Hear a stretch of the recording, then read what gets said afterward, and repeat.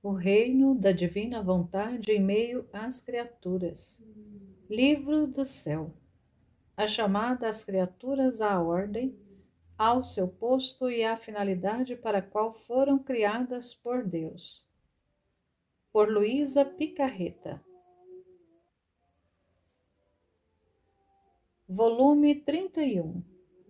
Volume 15, capítulo 31. 21 de junho de 1923. Diferença entre quem reza e trabalha no divino querer, tendo conhecimento do que faz, e entre quem se encontra nele, porque a divina vontade o envolve e que por sua natureza se encontra por toda parte. Estava a fazer a minha adoração ao crucificado e estava a dizer-lhe: entro no teu querer. Aliás, dá-me a tua mão e põe-me tu mesmo na imensidão da tua vontade, a fim de que nada faça que não seja efeito do teu santíssimo querer. Agora, enquanto isto dizia entre mim, como a vontade divina está por toda parte, portanto, já me encontro nela, e eu digo, entro em teu querer? Mas enquanto pensava assim, o meu doce Jesus, movendo-se dentro de mim, disse-me: minha filha, no entanto, há grande diferença entre quem reza ou obra, porque minha vontade o envolve e por sua natureza se encontra em todas as partes, e entre quem, por sua própria vontade, tendo em si conhecimento do que faz, entra no ambiente divino de minha vontade, para obrar e rezar. Sabes o que se passa? Acontece como quando o sol enche a terra de sua luz, mas nem em todos os pontos a luz e o calor são iguais. Em alguns pontos há sombras, em outros pontos há luz direta e o calor é mais intenso.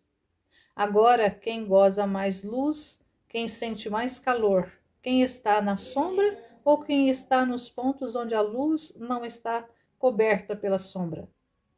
Embora não se possa dizer que onde há sombra não há luz, mas onde não há a sombra, a luz é mais viva, o calor é mais intenso, e mais os raios do sol parece que investam o lugar.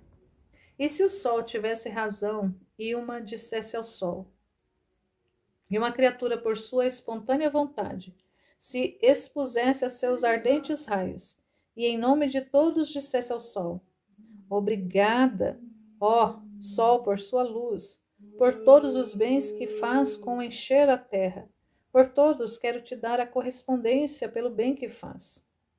Que glória, honra, complacência não receberia o sol?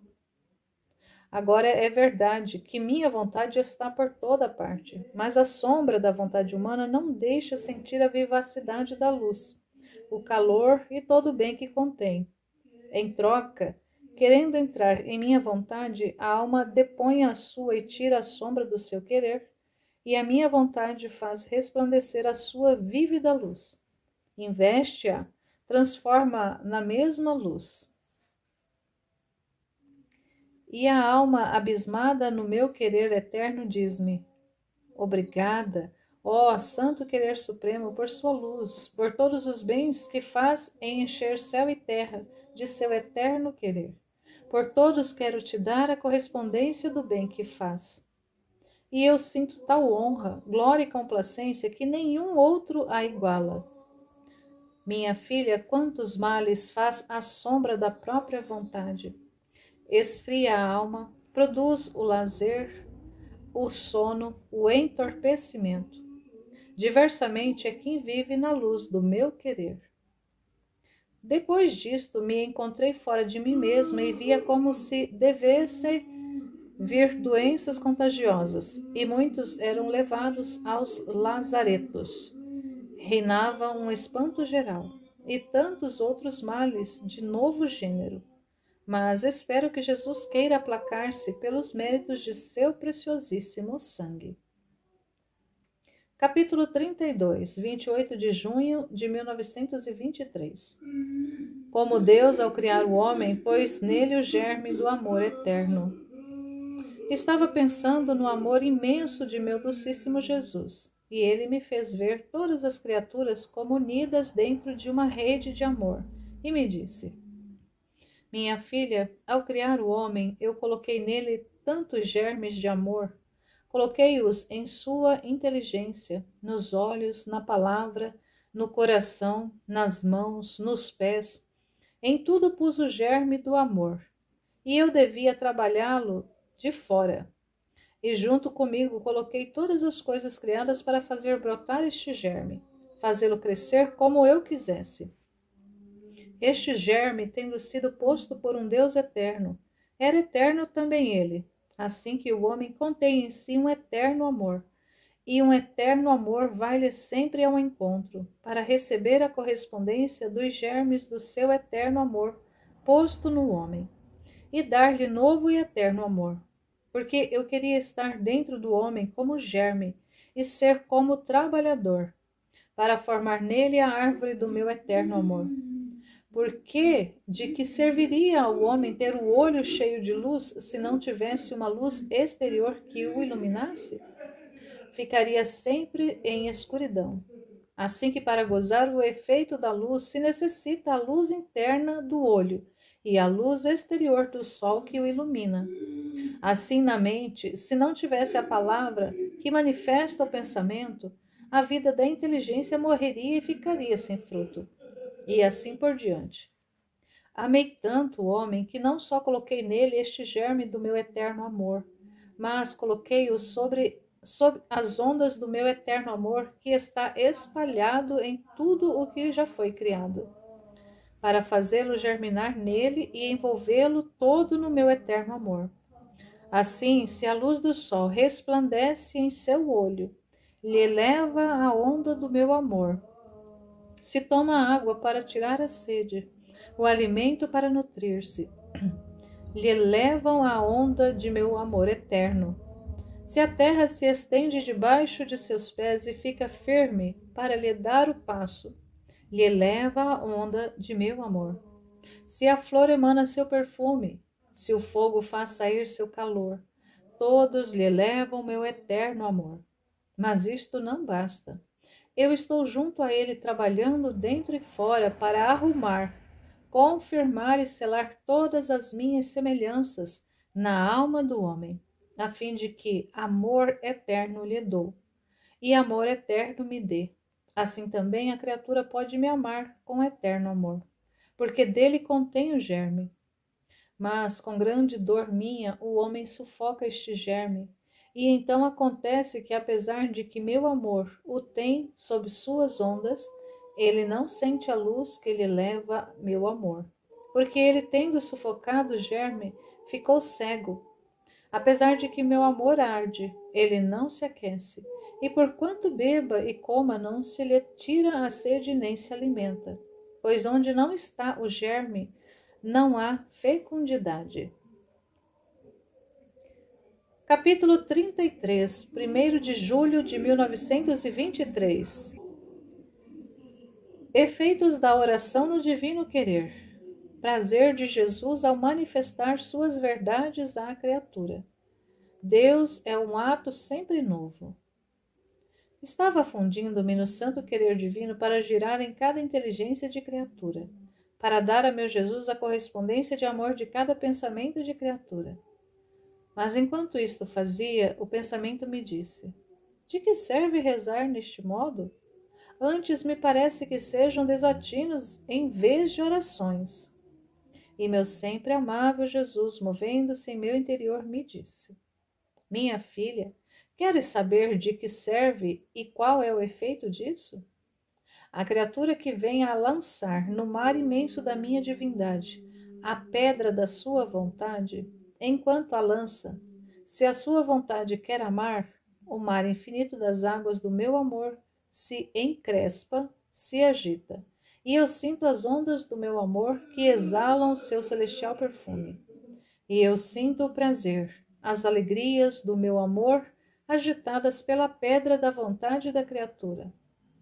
Se adora a minha santidade, a pedra da vontade humana agita o mar da minha santidade, e sinto-me a recrear pelas auras puríssimas da minha santidade. Em suma, qualquer coisa que quer fazer a vontade humana na minha, como pedrinha se lança no mar de cada um dos meus atributos, e agitando-os e encrespelhando-os, eu sinto dar-lhes minhas mesmas coisas e as honras, a glória, o amor, que em modo divino pode dar-me a criatura. Acontece como uma pessoa que, sendo muito rica, tem todos os bens em sua casa, fontes fresquíssimas, fontes perfumadas, fontes quentes, e uma pessoa que entra nesta casa não tem que lhe dar, porque aquela possui tudo, mas quer agradá-la, quer amá-la, então o que faz? Toma uma pedrinha e a joga na fonte fresca. As águas agitadas exalam uma docíssima frescura, uma delicadíssima frescura, e o senhor dessa casa goza o prazer da frescura de sua fonte, goza de seus mesmos bens que possui. Mas por quê? Porque aquela outra pessoa teve o pensamento de agitar essa fonte, porque as coisas agitadas exalam mais intenso o perfume, o frescor ou o calor que contém. Isto é o que significa entrar em minha vontade, agitar, remover meu ser e dizer-me: olhe como você é bom, amável, amante, santo, imenso, potente, você é o todo. E eu quero mover tudo para te amar e te dar prazer. E a você parece pouco? Dito isto, se retirou em meu interior, e eu fiquei pensando em como é bom Jesus. Me parece que goza muito em comunicar-se à criatura, e toma tanto prazer em manifestar suas verdades, que, enquanto diz uma, essa mesma verdade o incita e o leva, com força irresistível, a manifestar outras. Que bondade, que amor! E Jesus de novo saiu de dentro de mim, e pondo o seu rosto ao lado do meu, acrescentou: minha filha, tu não sabes o que significa manifestar minhas verdades, e por isso te maravilhas de meu prazer e da força irresistível que sinto de manifestar-me à criatura. E quem se presta a escutar-me, forma minha alegria e minhas delícias de conversar com ela. Tu deves saber que quando manifesto uma verdade minha, não conhecida, é uma nova criação que faço, e eu amo muito fazer sair de mim os tantos bens e segredos que contenho. Mas, por quanto diga, sendo eu aquele ato sempre novo, que jamais se repete, por isso sempre tenho vontade de falar, mas enquanto falo, ficam-me sempre outras novas coisas que gostaria de dizer, porque o novo não se esgota jamais em mim. Sou sempre novo no amor, novo na beleza, novo nas alegrias, nas harmonias, novo em tudo e sempre novo. E por isso não canso a nenhum. Sempre tenho coisas novas para dar e para dizer. E a força irresistível que me empurra a manifestar-me é meu imenso amor. Dentro de um desabafo de amor fiz sair a criação. Tudo o que se vê em todo o universo estava tudo dentro de mim, e o amor fez transbordar de meu interior a sombra de minha luz, e criei o sol, a sombra de minha vastidão e das minhas harmonias, e o céu foi estendido, harmonizando-o com tantas estrelas e esferas celestiais. Estas e outras coisas que criei não foram senão as minhas sombras que tirei de mim. E o meu amor teve o seu alívio, e eu tomei grande deleite ao ver o que estava contido em mim, espalhado em pequenas partes, voar sobre todo o criado. Agora, qual será a minha alegria ao manifestar as minhas verdades, que não são as minhas sombras que saem de mim, mas a substância dos bens que contenho em mim, que não falam em linguagem muda de mim, como fazem todas as coisas criadas, mas com voz clara, sonora e eloquente falam de mim. E sendo a minha palavra criadora, como nova criação, cria na alma as verdades que eu manifesto. Se com um fiat criei tantas coisas, e ao manifestar minhas verdades, não é só fiat que pronuncio, mas tantas palavras por quantas são necessárias para manifestar e fazer compreender o que quero fazer entender. Imagina então qual é o meu contentamento ao manifestar à alma as minhas verdades, que não em linguagem muda, mas em voz falante, manifestará aos outros os meus bens, as minhas verdades, para infundir nos outros o bem que recebeu. Por isso, ao manifestar as minhas verdades, meu amor encontra seu desabafo e se põe em festa, e amo muito a quem se presta a me escutar. Capítulo 34, 5 de julho de 1923. Jesus apresentado pelos judeus a Pilatos. Onde está e qual é o verdadeiro reino?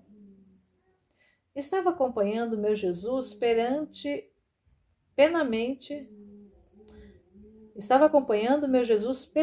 nas horas de sua amarguíssima paixão, especialmente quando foi apresentado e acusado pelos judeus diante de Pilatos.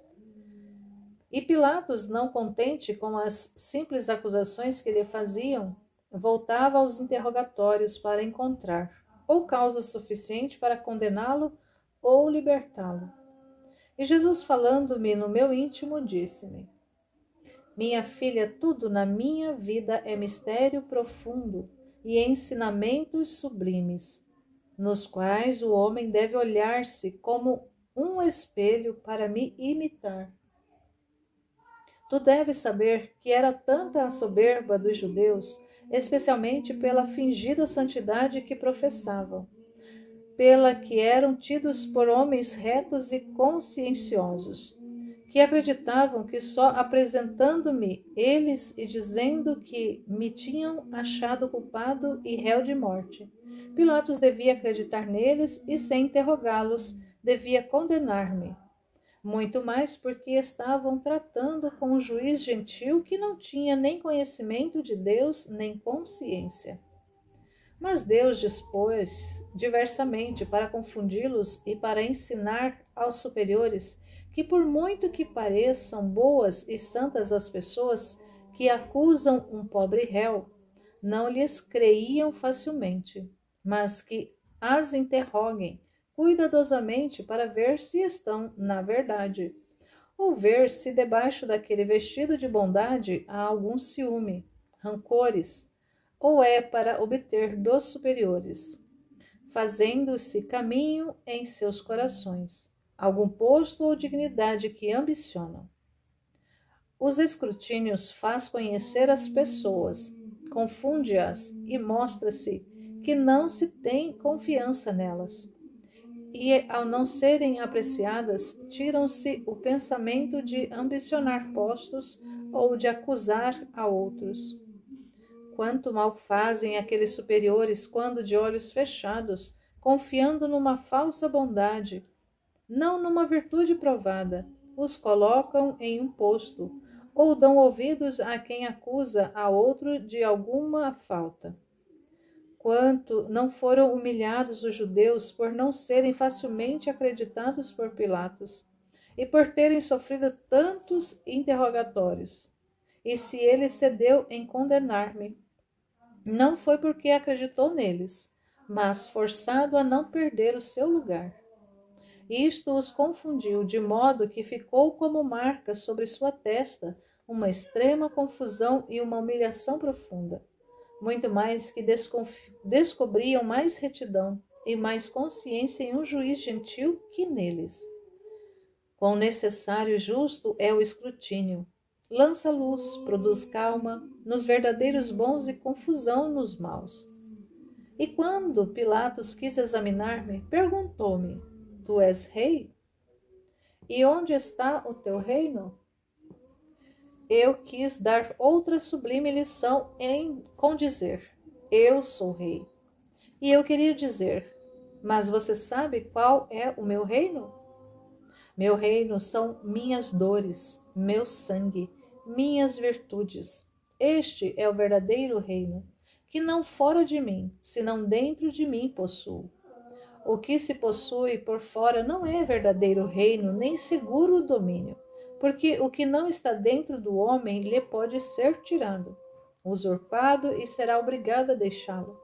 Em troca, o que está dentro, ninguém o poderá tirar. O domínio será eterno dentro dele. As características do meu reino são as minhas chagas, os espinhos, a cruz, onde não faço como os outros reis, que fazem viver os seus povos fora deles, na insegurança e talvez em jejum. Eu não. Eu chamo os meus povos a habitar nas tendas das minhas chagas, fortificados e defendidos por minhas dores, tomada sua sede por meu sangue, alimentados por minha carne, e só isto é o verdadeiro reinar. Todos os outros reinos são reinos de escravidão, de perigos e de morte. Em meu reino está a verdadeira vida. Quantos ensinamentos sublimes, quantos mistérios profundos em minhas palavras. Cada alma deveria dizer a si mesma nas penas e dores, nas humilhações e abandonos de todos, ao praticar as verdadeiras virtudes.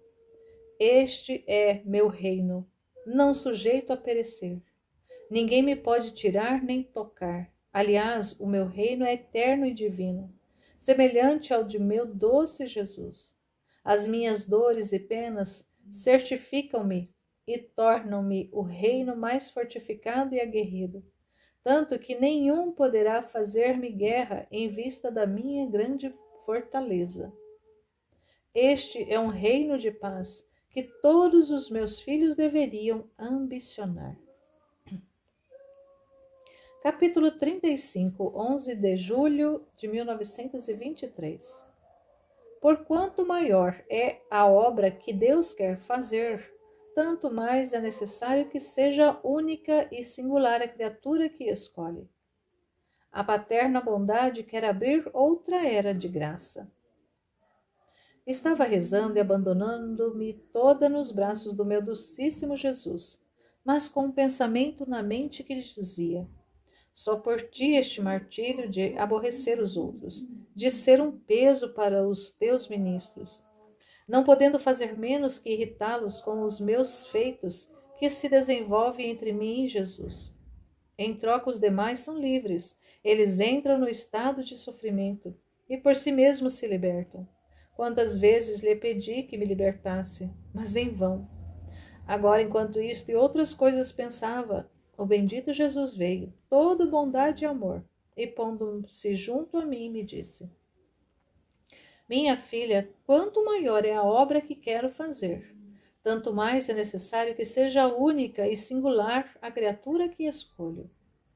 A obra da redenção era maior, e para ela escolhi uma só criatura, dotando-a de todos os dons, jamais concedidos a nenhum, para fazer que esta criatura contivesse tanta graça de poder fazer-me de mãe, e pudesse depor nela todos os bens da redenção.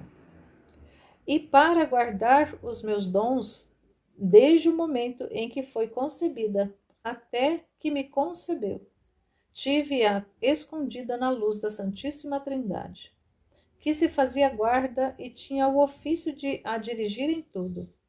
Depois, quando fui concebido em seu seio virginal, sendo eu verdadeiro, a cabeça e o primeiro de todos os sacerdotes, tomei eu a tarefa de guardá-la e de dirigi-la em tudo, até o movimento de seu batimento. E quando eu morri, confiei-a a outro sacerdote, o qual foi São João. Uma alma tão privilegiada que continha todas as graças, única na mente divina, única na história, não quis deixá-la até o último dia de seus respiros sem a assistência de um representante meu. Acaso fiz isto a outras almas? Não, porque não contendo tanto bem, tantos dons e graças, não é necessária tanta custódia e assistência. Agora, minha filha, também tu és única em minha mente, e serás também única na história, e não haverá, nem antes nem depois de ti, outra criatura a que farei ter como obrigado, por necessidade, a assistência de meus ministros. Tendo-te escolhido para pôr em ti a santidade, os bens, os efeitos, a atitude da minha suprema vontade, era conveniente, justo, decoroso, para a mesma santidade que contém o meu querer, que um ministro meu te assistisse e fosse o primeiro depositário dos bens que a minha vontade contém, e do seu regaço os fizesse passar a todo o corpo da igreja. Que a atenção não se requer de você e deles, você em receber de mim, como uma segunda mãe minha, o grande dom do meu querer, e conhecer dele todas as suas qualidades, e eles em recebê-las de você, para fazer que se cumpra em minha igreja o fiat voluntas tua, como no céu, assim na terra. Ah, tu não sabes quanto te devo ter dado para te tornar capaz de depor em ti meu querer. Te tirei todo o germe de corrupção. Purifiquei em tal modo tua alma, tua mesma natureza, que nem tu sentes nada por elas, nem eles por ti, porque faltando o germe, é como se faltasse o fogo à lenha. E se não te isentei da culpa original, como fiz a minha amada mãe, com tirar-te o germe da corrupção, obrei outro prodígio de graça, jamais concedido a nenhum outro, porque não era digno para mim a vontade 3 vezes santa, descer numa alma, tomar posse dela, e que estivesse ainda minimamente ensombrada pelo menor fôlego corrupto. Minha vontade não se teria adaptado a tomar posse dela e comunicar-lhe sua atitude se tivesse visto algum germe de corrupção. Como não me teria adaptado eu, verbo do Pai, a ser concebido no seio da celeste Mãe, se não a tivesse isenta da culpa de origem. Além disso, quantos agradecimentos não te agradeci? Tu acreditas que não seja nada e por isso nem sequer o pensas, e em lugar de me agradeceres, ocupas-te em pensar no que tenho disposto de ti e dos que pus em torno de ti, enquanto eu quero que sigas só o meu querer. Tu deves saber que este cumprimento de minha vontade é tão grande que entra nas obras maiores que a divindade tem feito, e quero que seja conhecido, a fim de que, ao conhecer a grandeza e os bens imensos que contém, o amem, o estimem e o desejem. 3 vezes a divindade suprema decidiu agir ad extra. A primeira foi na criação, e esta foi sem intervenção da criatura, porque nenhuma fora a luz do dia. A segunda foi na redenção, e nela interveio uma mulher, a mais santa, a mais bela, qual foi minha celestial mamãe. E ela o canal e o instrumento de que me servi para cumprir a obra da redenção. A terceira é o cumprimento que minha vontade se faça, como no céu, assim na terra. Isto é, que a criatura viva obre com a santidade e potência de nossa vontade. Obra inseparável da criação e da redenção, como é inseparável a Trindade sacrossanta. Não podemos dizer que a obra da criação esteja por nós terminada, se nossa vontade, como foi decretado por nós, não trabalha na criatura e vive com a liberdade, santidade e poder com que trabalha e vive em nós. Aliás, este é o ponto mais belo, mais culminante, mais fúlgido e o selo do cumprimento da obra da criação e da redenção. Estes são decretos divinos e devem ter o seu pleno cumprimento. E para cumprir este decreto, queremos servir-nos de outra mulher, que és tu. Foi a mulher que incitou a causa pela qual o homem se precipitou em suas desventuras. E nós queremos servir-nos da mulher para pôr as coisas em ordem e fazer sair ao homem de suas desventuras e restituir-lhe o decoro, a honra, a verdadeira semelhança nossa, como foi por nós criado. Por isso, seja atenta, não tome as coisas de ânimo leve. Aqui não se trata de uma coisa qualquer, mas se trata de decretos divinos e de nos dar campo para nos fazer cumprir a obra da criação e redenção. Por isso, assim como a nossa mãe, a confiamos a São João, para pôr nele e dele à igreja os tesouros, as graças, todos os meus ensinamentos que no curso de minha vida, quando ele estava confiada a mim, e fazendo-lhe de sacerdote, eu pus nela como um santuário todas as leis, os preceitos, as doutrinas que a igreja devia possuir. E ela, fiel como era, e ciumenta até de uma só palavra minha, para que não se perdessem, as colocou em meu fiel discípulo João, assim que minha mãe tem o primado sobre toda a igreja. Assim fiz de ti, devendo servir o fiat voluntas tua a toda a igreja. Confiei-te a um ministro meu, a fim de que ponhas nele tudo o que te manifesto sobre a minha vontade, os bens que há, como a criatura deve entrar nela, como a paterna bondade quer abrir outra era de graça, pondo em comum com a criatura meus bens que possui no céu, e restituindo-lhe a felicidade perdida. Por isso, seja atenta e me seja fiel. Capítulo 36, 14 de julho de 1923. Expectativa de uma nova era. O sinal seguro de que está próxima. Encontrando-me em meu habitual estado, meu bom Jesus veio, mas todo aflito. Parecia-me que não sabia separar-se de mim, e toda bondade me disse: minha filha, vim para fazer-te sofrer. Não te lembras que quando, querendo castigar ao homem, tu não querias que o fizesse, querendo sofrer tu em vez deles? E eu, para te contentar, te disse que, em vez de fazer por 10, por amor teu faria só por 5? Agora as nações querem lutar, e as que se acham as mais poderosas estão se armando até os dentes para destruir as nações débeis. Trata-se de destruição completa, minha filha. Por isso vim te fazer sofrer, para te dar aqueles 5 que te prometi. Ao fogo e à água, minha justiça dará o poder do ofício que contém para destruir nações e cidades inteiras. Por isso é necessário um pouco de teu sofrer para diminuir estes castigos. Agora, enquanto dizia, mexeu-se em meu interior, como se tivesse em suas mãos vários instrumentos, e como os movia, assim se formavam penas e dores, com tal estiramento de todos os meus membros, que não sei como fiquei viva. E quando via que pela força das penas eu gemia, tremia, Jesus, com ar de quem triunfou em tudo, me dizia: você é minha vida, e da minha vida posso fazer o que quero.